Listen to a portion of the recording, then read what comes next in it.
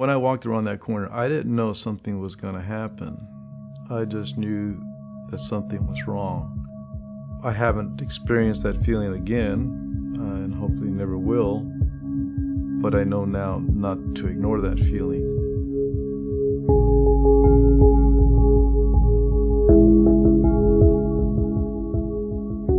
Well, in September of 2003, I walked into my department. I was walking to my office when, as I turned the corner in the hallway, I saw one of my patients who was standing in the hallway.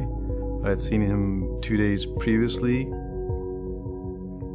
He had advanced prostate cancer, and he was very concerned about it. And so I thought he was there to ask me, what he should do, because at our last meeting I told him he should probably get a second opinion because he had a lot of questions and a lot of conflict over the diagnosis.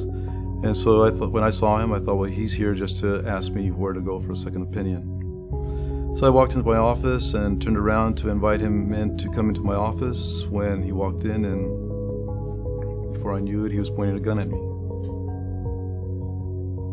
And before I could say anything, the gun came out and he shot me. My next recollection is that I found myself on the floor. I opened my eyes. I realized I was on the floor in my office. I was confused initially when I saw bullet casings on the floor. Then all of a sudden I realized what had happened. What happened to the shooter? He actually he had an escape route planned. He actually started a fire in the department to divert everybody from the scene. Was able to leave the medical center, and about 3 days later, somebody saw him at Silver Lake area and called the police, and then he shot himself.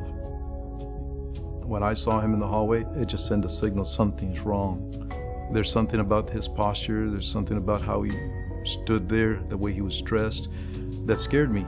And I'd never been scared before like that, and I didn't understand it. I ignored it, and my instinct was to turn around and go away, but since I didn't understand it, I ignored it. What am I afraid of? And walked past him and walked to my office. Unfortunately, violence is part of our human experience, and it can happen anywhere, and it can happen in any department, and it can happen in a hospital.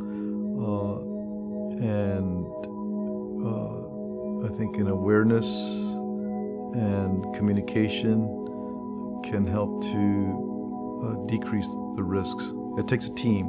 We have to talk to each other. We have to let each other know what we're seeing, what we're experiencing, what people are saying, so that we're all aware of, where the potential problem is.